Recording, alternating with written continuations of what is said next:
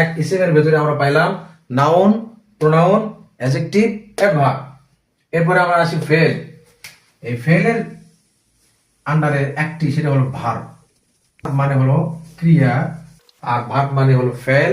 Fail মানে verb, fail মানে ক্রিয়া, কাজ। তাহলে ফেল মানে হলো ভার্ব।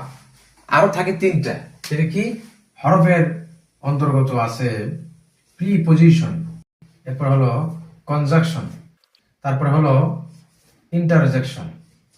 তাহলে ইংরেজি গ্রামারের সেই 8 প্রকার পার্টস অফ স্পিচ আমরা এখানে 3 প্রকারের ভেতরে পেয়ে গেলাম।